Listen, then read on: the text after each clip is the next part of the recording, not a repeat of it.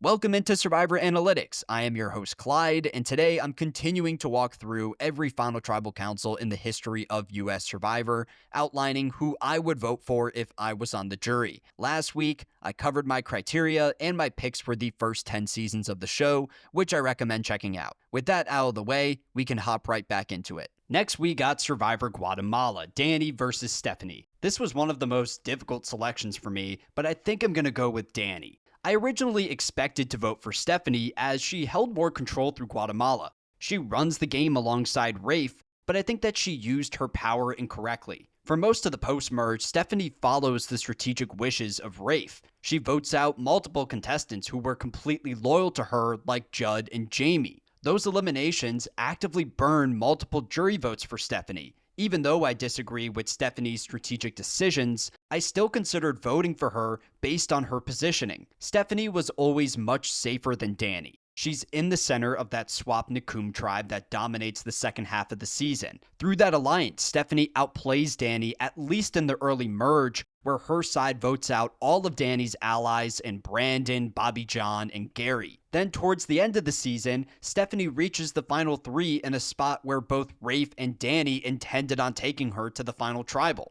Stephanie had a much cleaner route to the end, but I prefer Danny's underdog story. She's well insulated in the pre-merge, running the Yasha tribe alongside Brandon, and while Danny is powerless in the back half, I think that her loss of control can partially be attributed to pre-merge challenge results. Danny walks into the merge of Guatemala down in numbers 6-4. I still knock Danny for failing to flip the game in her favor, but it's not as disastrous as finalists like Chris on Vanuatu, who lost control through their poor strategic decisions. Despite facing so much more adversity than Stephanie, Danny finds a new path to the final tribal by aligning with Rafe and building this real friendship that causes Rafe to lose sight of his optimal strategic play. Prior to Rafe's alliance with Danny, he makes the right move just about every round. Once Danny connects with Rafe, he becomes dead set on riding with her to the final three, despite Danny having 3 obviously locked jury votes from her original Yasha allies.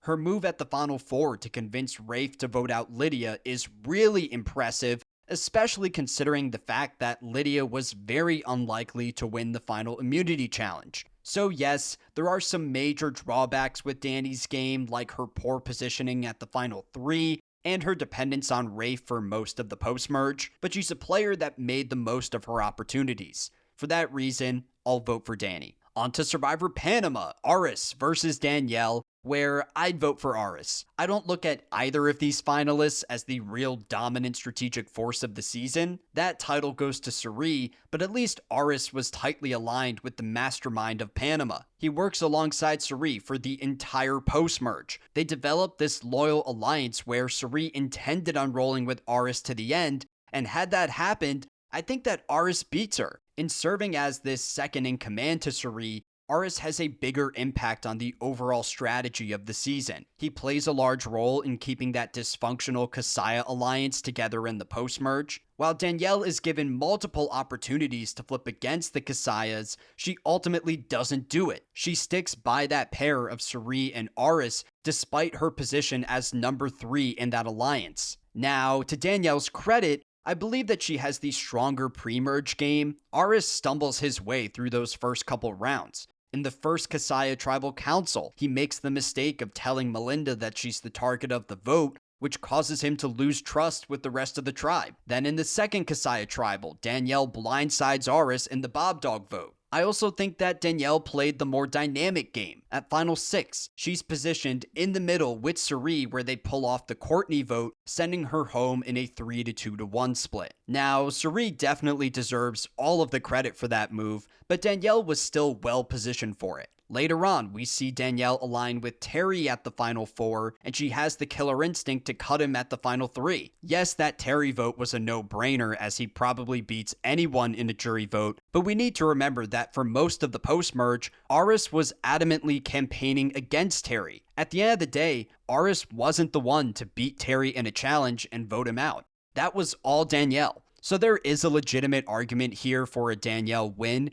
Even though her strategic mistakes on Panama aren't as blatant as Aris's, I ultimately couldn't vote for her due to her lack of strategic agency and her poor outlook on the endgame. So my vote here will go to Aris. We can now jump to the first three-person Final Tribal Council in Survivor history. It's Survivor Cook Islands, where we got Becky versus Ozzy versus Yule. Starting with Ozzy, this is the best physical performance in the history of the show. Ozzy competes in 6 individual immunity challenges, and he wins 5 of them, which is really impressive. Ozzy's strategic game is another story. He leads just 1 vote the entire season, and that was the Billy Garcia blindside in the pre-merge, where Ozzy made the very questionable decision of throwing a challenge to knock him out. In terms of positioning, Ozzy often finds himself on the outside of his primary alliances. Prior to the mutiny twist in the pre-merge, Ozzy was on the bottom of the swapped I2 tribe, and had they attended another tribal council, he's probably voted out. Then in the post-merge, Ozzy's I2-4 alliance runs the game, but he's the least trusted member of that group.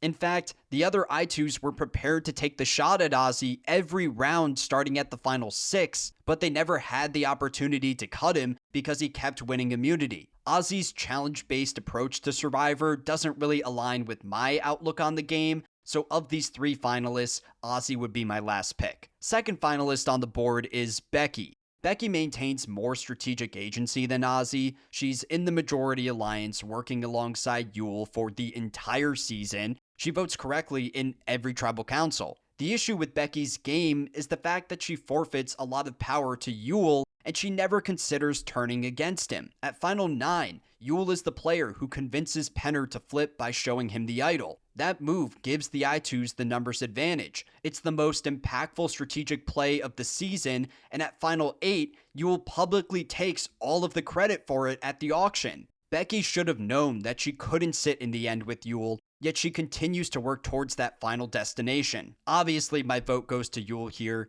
Now, there are some drawbacks with Yule's game. Between the Super Idol, the Mutiny Twist, and the Surprise Final 3, I think that Yule depends more on production interference than most other Survivor winners. While those factors lower my opinion of Yule in a winner ranking, I can't deny his strategic dominance over Cook Islands. He's the primary strategist running the show for most of the season.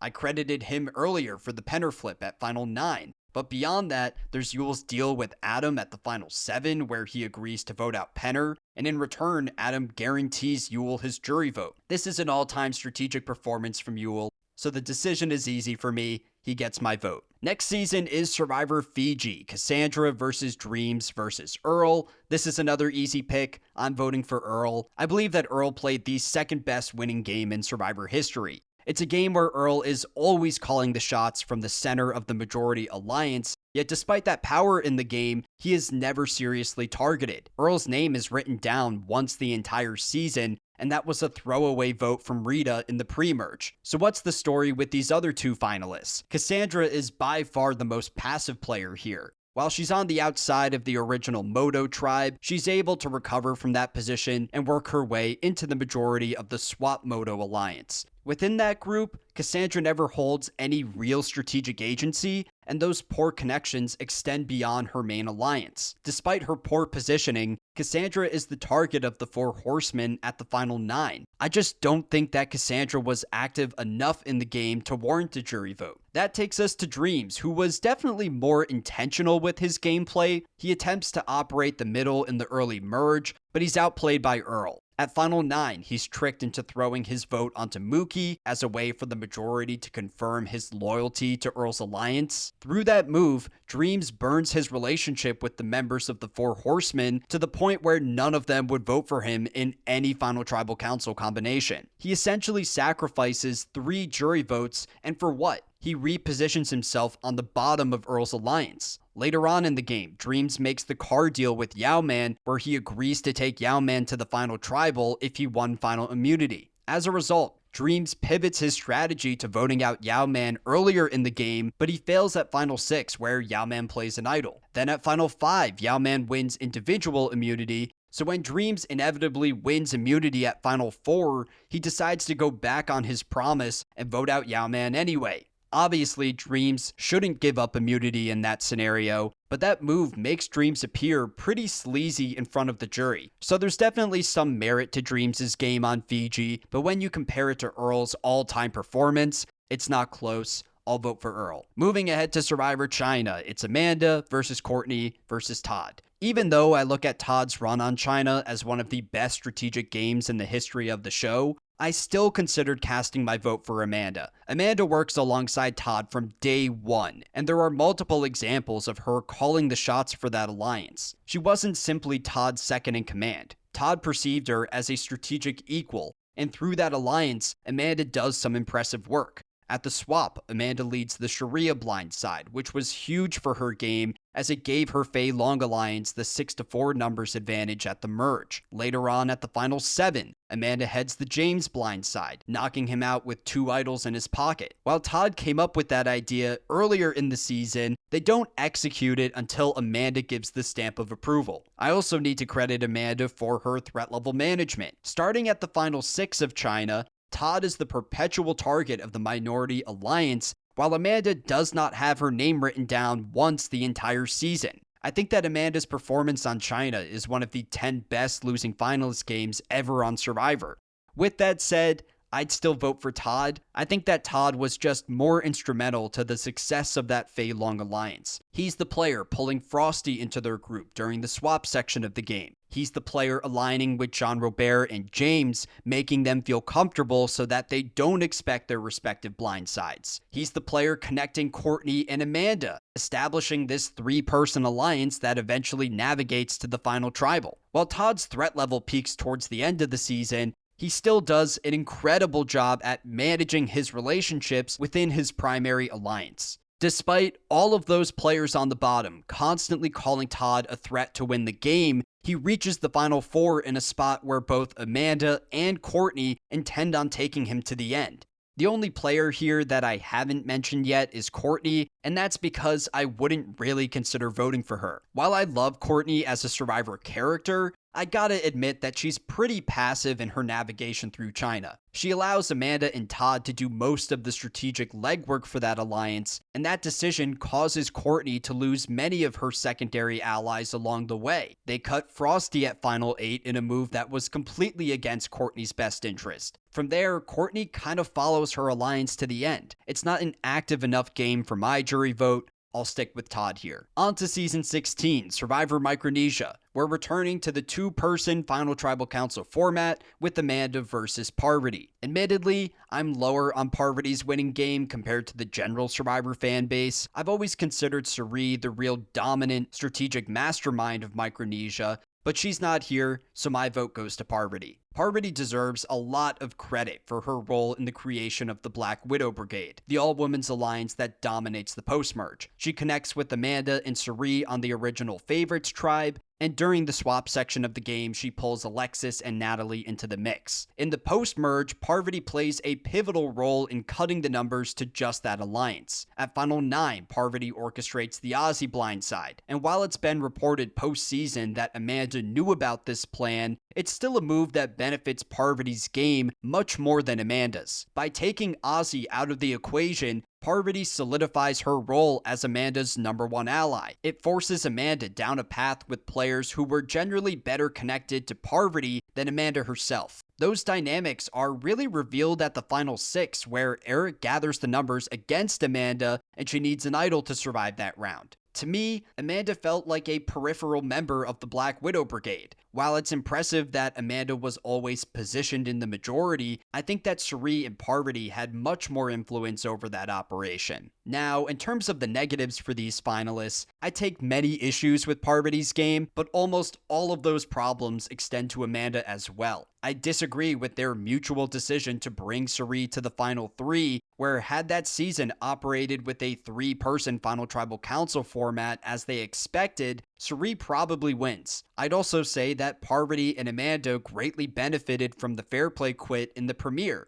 Without that quit, it's one of them going home in the first Favorites Tribal Council. So since these finalists shared the same major drawbacks, I'd vote based on strategic dominance, and I believe that Parvati had a better pulse on the game through her creation of the Black Widow Brigade and her work within that alliance. she'll get my vote. Now we can take a look at one of the worst strategic final threes in the history of the show. It's Survivor Gabon, Bob versus Sugar versus Susie. The player that I'd be least likely to vote for from this trio is actually the winner of the season. I don't think that Bob played a very strong game on Gabon. He's on the bottom of nearly every alliance that he joins this season, and he holds no real agency in the game. In the early merge, he loses all of his original allies in Charlie, Randy, and Corinne. He's then the consensus target at the final 6 and final 5. He goes home in either of those rounds without individual immunity. While you can credit Bob for his underdog story, I don't find his particular playstyle very impressive. The real debate for me here was whether I vote for Sugar or Susie. The answer is pretty clearly Sugar. She was easily the more active player between these finalists, especially in the post-merge. At the final 6, Sugar assembles a new majority with Susie, Maddie, and Bob that ride to the final 4 together. Without Sugar stepping in at that point,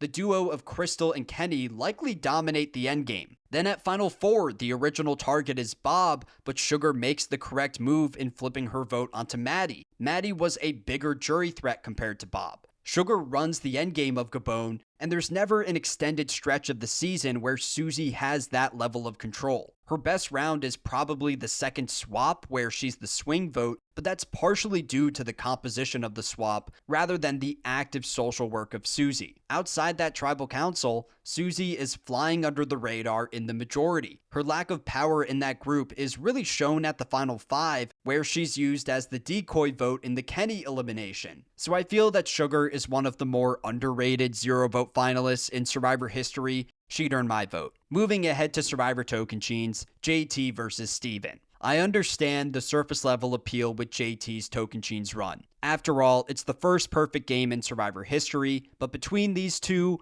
I'd vote for Steven. I feel that Steven was more so the brains of the operation. While Steven needed JT to build this wide web of alliances, he ultimately convinces JT to use those connections suboptimally. JT and Steven walk into the post-merge of Tocantins down in numbers 6-3 according to original tribal lines. We see JT bond with multiple members of the opposing Timbira tribe like Brendan and Coach, who appeared fully willing to throw their games away for him. That social work enables the Jalapao 3 to slowly disassemble the Timbiras. JT had the connections in place to run the game, but instead he follows the strategic wishes of Steven. He votes out Brendan at Final 9, then allows the Coach blindside at Final 5. By the time JT reaches the Final 4, he's surrounded by 3 contestants in Taj, Aaron, and Steven, who were all prepared to turn on him. If JT loses immunity in either of those last 2 rounds, he's voted out of the game.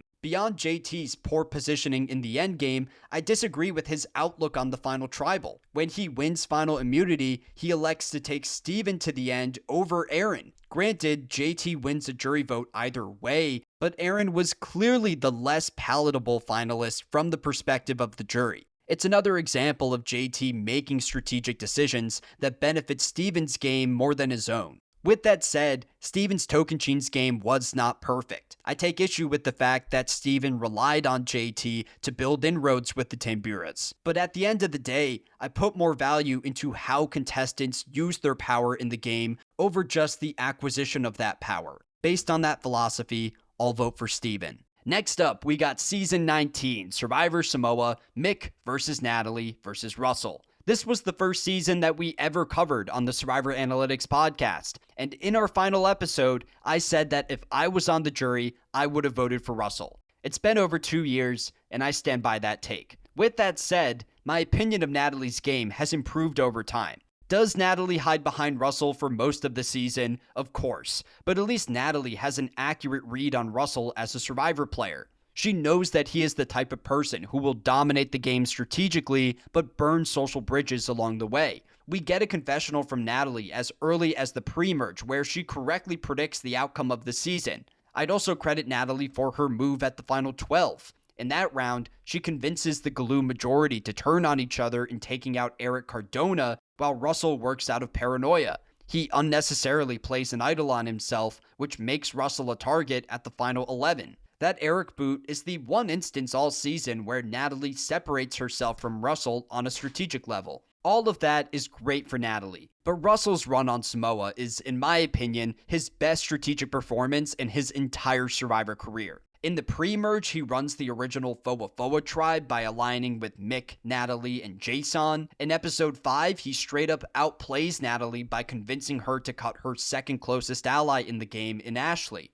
Then in the post-merge, the Foas are originally down in numbers 8-4, and I give much more credit to Russell for flipping the game in their favor. While Natalie has some impressive work at the final 12, Russell is the person who convinces John and Shambo to flip at the final 10. Through that move, the Foas gain the numbers, and Russell strategically dominates the rest of the season. When that alliance is forced to turn on each other, Russell is the lead strategist, pulling the trigger on Shambo at final 6, then Jason at final 5. Russell is also the one to defeat Brett in the final immunity challenge. Without that challenge win, Brett reaches the final tribal council and crushes a jury vote. Obviously, there's many holes in Russell's game, the biggest being his perception of Natalie. Russell would have been much better off navigating to the end with either Shambo or Jason. You also have Russell needing an idol at the final 11, where without that advantage, he's taken out. But the consensus knock against Russell's run on Samoa is his poor social game.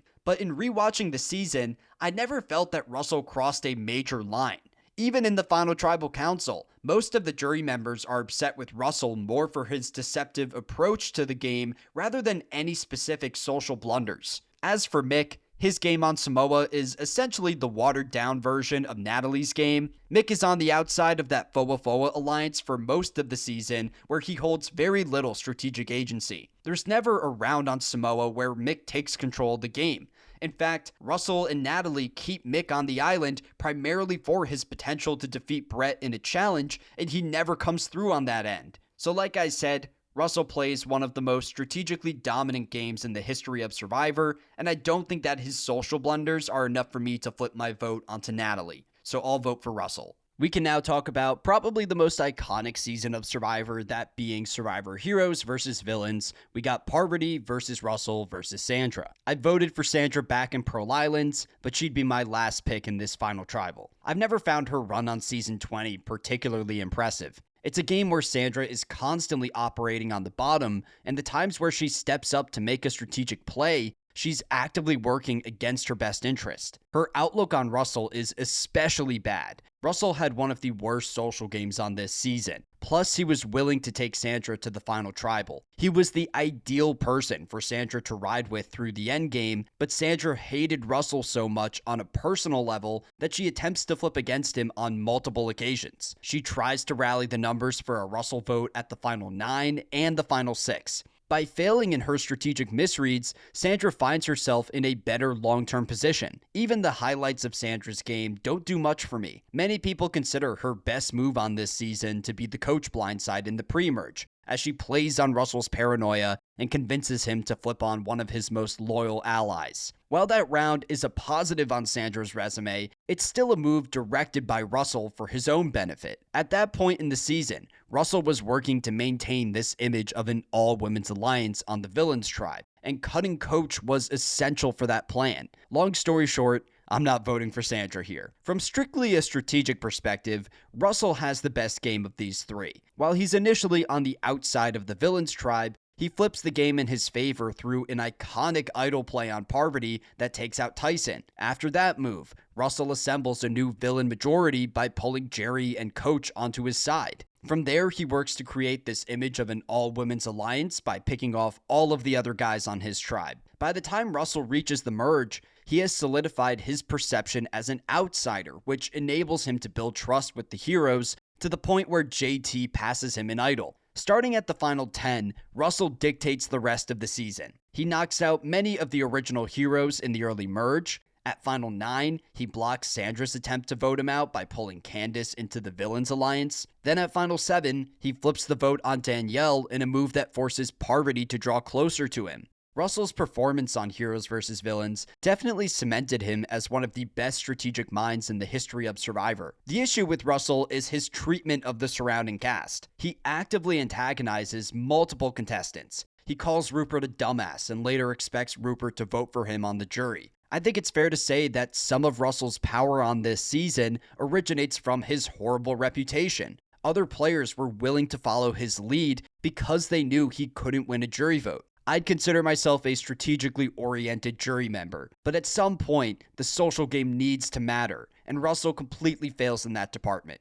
For that reason, I couldn't vote for Russell here. So my jury vote would go to Parvati, who I perceive as the median between Russell's elite strategic game and Sandra's elite social game. Parvati's run on Heroes vs. Villains is very impressive. She walks onto Season 20 with arguably the biggest preseason target on her back, and despite that reputation, she still finds her way to the final tribal. Now, her navigation through the game is a bit of a roller coaster. She needs immunity in the second Villains Tribal Council, where Russell straight up saves her. For most of the pre-merge, Parvati works as Russell's second in command, where we constantly see Russell get his way over Parvati's individual interests. At Final 11, Courtney pledges her loyalty to Parvati, and Russell takes her out anyway. Then at the merge, Parvati pulls off the iconic double idol play, which was essential for the villains gaining the numbers advantage. But it's also a suboptimal move for Parvati. The ideal outcome for Parvati in that tribal council would be her playing just one idol correctly, but instead, she makes the conservative move of using idols on both Jerry and Sandra.